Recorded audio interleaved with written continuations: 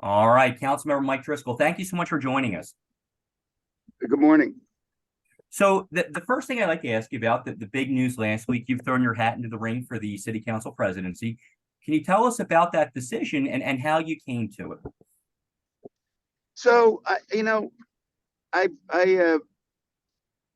given that Council President Clark is retiring, it's an open seat per se, and there's a lot of new people to council, and there will be a lot more coming in this year.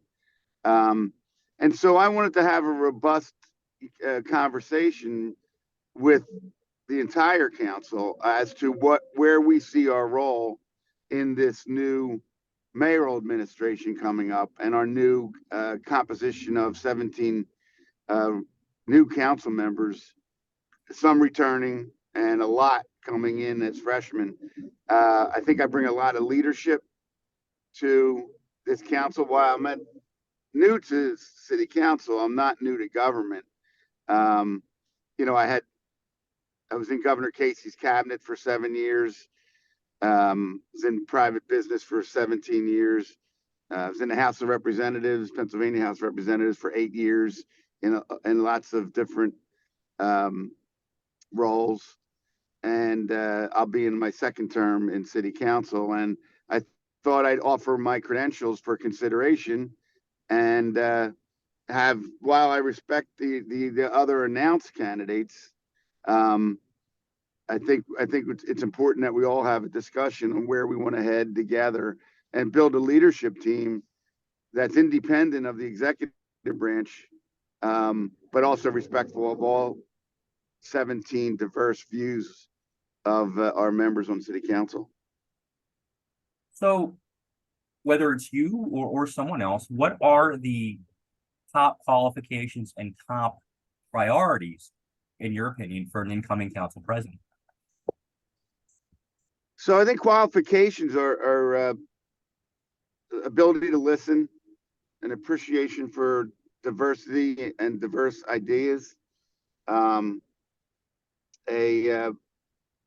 willingness to have conversations around complex issues. I was a fan of President Clark's style of consensus building, and coming to getting the yes, without public display of disagreement. I thought he had a nice approach there. And as we need to spend our dollars wisely, coming in to this new administration here. As you know, we funded a lot of agencies that need it right now, like L&I and the police department and the prison system. That was the good news in this year's budget. The bad news is we're having a tough time filling those positions from an executive branch level. So we lend support this year to the executive branch by giving free public transportation for city workers, more parental leave. We're trying to sweeten the pot for the executive branch so that they can have the tools to hire the people to do the jobs that we all know city government needs to be doing better. And so I think as a new council, we have to analyze the new mayor's incoming budget, what those priorities are going to be versus what our priorities as city council members are, and make sure that we get to a final product next June that reflects what's good for the city of Philadelphia going into what are some really interesting times. We're mindful that 2026 is the 250th anniversary of democracy, and Philadelphia will be on the world stage. And I think next year's budget ought to help us get ready to make us shine in 2026 when we are on that world stage, when we have FIFA here, when we have the Major League All-Star game here. Because if we nail it in 2026, I think we're going to have residual benefits for the next 20 years. So you you have extensive background in government, and you've been on council now for just over a year. What has that experience been like for you? And how does that differ from, say, your service in the state house? I'm sorry, allowed to say that again? So you've been on council for just over a year now, and how does that differ from your service in the state house? What are the differences like between being on Philadelphia City Council and in Pennsylvania state government? Yeah, so a few reporters asked me that at the end of 2022 calendar year, and let me explain it in a military sense. I feel like I went from the Air Force to the infantry. When I was in the House of Representatives, we were sort of putting together large budgets, making sure the city of Philadelphia's school district was funded, setting priorities and legislation that not only affected Philadelphia, but the whole entire Commonwealth of Pennsylvania. Well, as a city councilman, I feel like I'm a mini mayor of the 6th Councilmanic District.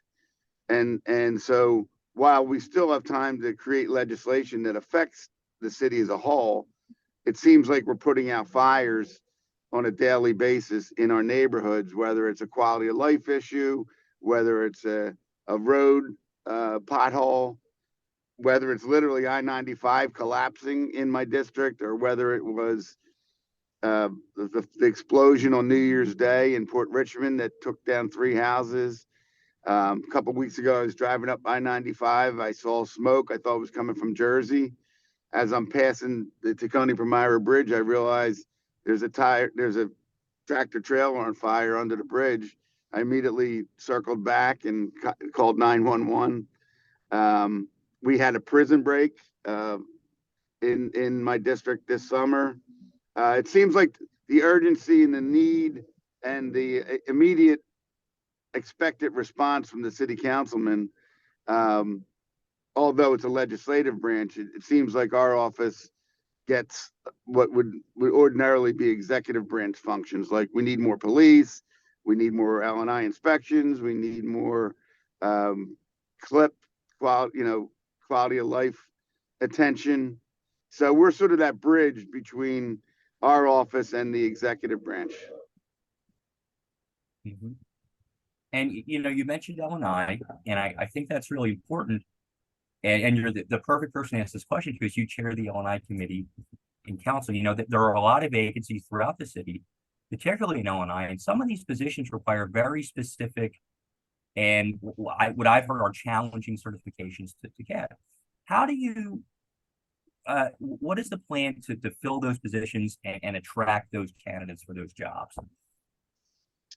So I think we really need a aggressive public relations campaign. And I did notice yesterday that Mayor Kenny was vocal on how we attract talent to these positions that are so critical. I think sending a word out to the trades, sending a word out to the existing AFSCME and 47 unions to help us, explain the benefits of being a city employee. A lot of people are willing to take a little less salary for really good benefits, long-term defined benefit plans, safe working conditions. I want to make sure we can attract talent to that agency so that we can get the basic job done, which is ultimately we all are counting on as residents in the city. And I'll say one thing further, Larry. In June, I passed an ordinance forming a task force to look at the regulatory structure of L&I and Title IX and Title IV. And, we want to do a comprehensive document through this task force to put on the mayor's desk and a new council president's desk with some recommendations on how to advance what's a very good agency in city government. And so it'll be an 11-member task force, 5 by the mayor, 6 by the council, and create a living, working document that we not only just plop on the new mayor's desk and plop on a new council president's desk, but something that next year will continue to evolve. Because I can tell you, as chair of L&I, we really need more enforcement, and whatever it takes, we're going to get there. Okay, I'd like to bring Denise Clay Murray here on Philadelphia Homeland. Hi, thank you for joining us, Councilman. We really appreciate it. Well, thanks for having me. Now, you mentioned an increase in funding for the police, and you also mentioned an increase in funding for L&I, both of which are important. But so is the city's poverty issues. With the 250th birthday of the country coming up and Philadelphia being the center of attention, wouldn't it make sense to put some money toward fixing this problem so that when the rest of the nation comes to visit Philadelphia, they see only the they see not only they see the good parts of the city and not the fact that there's this part that's been forgotten? Well, listen, I don't mean to silo just the police department and the L&I. We have the ability to work multitask, and certainly, affordable housing and good paying jobs are equally important. And yeah, I mean, they should and will be a priority with this new city council. Okay. Now, you were talking about the trail and the industrial areas where that you're getting cooperation from in terms of being able to do the trail and make sure that everything continues to roll for manufacturing in the city, in that section of the city. How is that happening, and what was the process to get it to that point?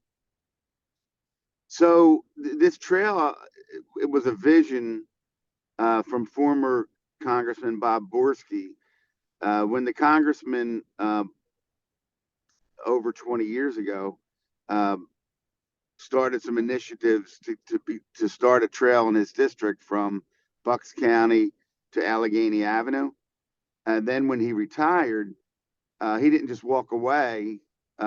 He, for free, for the last 20 years, started a nonprofit to raise the money to build this 11-mile trail. And I was fortunate, when I was in the private sector, to be selected by him to sit on that board. And I'm happy to tell you that we've raised in excess of $100 million. And we're probably about 80% done from Congressman Borski's vision to where we are today. We now have 4 new parks along that 11-mile trail that have been built. One in Bridesburg, one will break ground in October in Bridesburg, one in Tacony, and we've also put money into improving the boat ramps, public boat ramps along the river. And we've been working hand in hand with PennDOT to make sure that what I-95 did to those neighborhoods all those years ago, isolating them from the river, all these projects now have a widening underneath I-95 to safely connect the neighborhoods to the trail. And then eventually we'll have this 11 miles all along the river that not only we can walk, run, bike, and enjoy, but it'll be easily accessible by the neighborhoods that it serves. So we're really proud of Riverfront North, and we just opened another 2 miles last Friday. But we're not done yet, and that's what I'm going to be doing today, and continuing the conversation with some of these landowners along the river to make sure we're, it's compatible with their mission and our mission. Okay. Now, as someone who represents the Northeast, I think that sometimes that folks that are like in North Philly or Center City or South Philly don't understand the Northeast as well as we should. We kind of sometimes view it as like another section of Bucks County, which it isn't. What is it that you would like for people to know about your district in particular and Northeast Philadelphia in general, who have never been there or who may, not have questions about it? Oh, I'm glad you asked that. Well, one thing I'll tell you, I came from a row house in the Oxford Circle. We were working class family. My parents both worked to put us through school and feed and clothe us. We're the notion that the Northeast is a rich suburb of Philadelphia is a misnomer. And today we are as diverse as any section of the city, and we celebrate that diversity. We have so many different. We're like the United Nations up here now, and that brings great new restaurants. It brings great new cultures. We have a Chinese Harvest Festival. We have the Chinese New Year. We have the Spanish Parade. We have in Bridesburg, we have the Memorial Day Parade.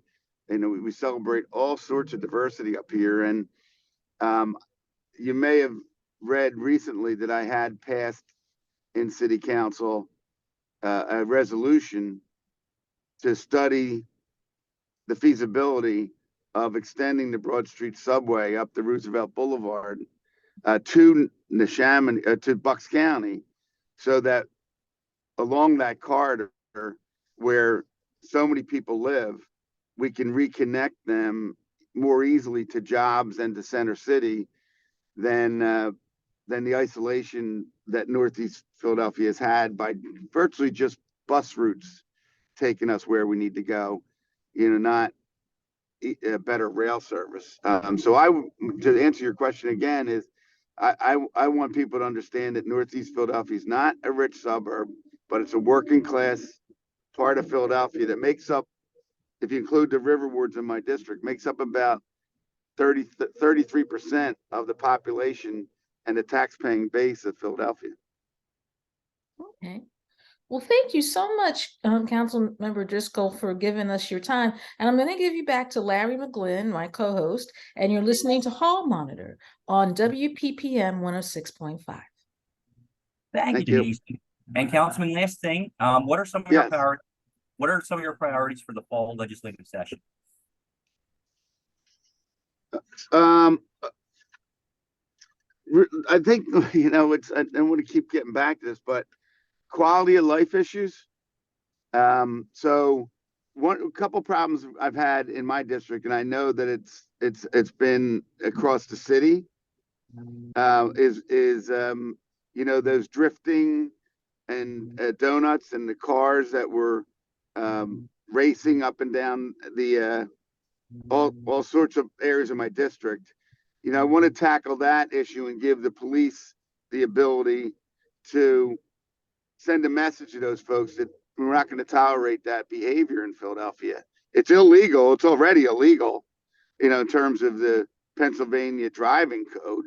But I want to send a message with an ordinance that was passed in June that we will seize your vehicle and or give you a $2,000 fine if we catch you drifting on the streets of Philadelphia and causing havoc in unsafe conditions. Further than that, I didn't even know what a boom party was until 2 years ago. But boom parties are these new social media phenomenons where either a text or an email goes out and everybody gathers at a pre-designated location and they put up these giant speakers and they blast music at all times of the day and night that disrupt the quality of life of the neighborhoods they choose on that given day to disrupt. And we have a similar ordinance passed that also could potentially seize the vehicle and or a $2,000 fine. But it's more than that. We also put extra money into the community life improvement program so that we can immediately address a graffiti problem or immediately go out and find sort of a bad neighbor that is letting their property deteriorate and cause havoc in the neighborhoods. So yeah, these quality of life issues are going to be something that we'll be concentrating on. And then further than that, public safety. You know, I hear it in every neighborhood I represent, you know, that there's this sense of lawlessness, whether it's cars going too fast, ignoring stop signs, ignoring lights, you know, the gun violence problem that every neighborhood faces right now. That's going to be a priority. And then thirdly, economic development, you know, making sure that these small businesses along the corridors in my district know that there's great programs that the city of Philadelphia has. We're going to expand cleaning along the corridors. We're going to continue to invest in manufacturing jobs. You know, we want to make every neighborhood in Philadelphia fit the business model that it'll be a great place to live, work, and worship in what Philadelphia's always been known as a city of neighborhoods. And we want to make sure that all these neighborhoods, you know, can thrive again, because I believe they can. And Councilmember Mike Driscoll, thank you so much for joining us. Yes, thank you. Thank you. Enjoyed this. Thanks for having me.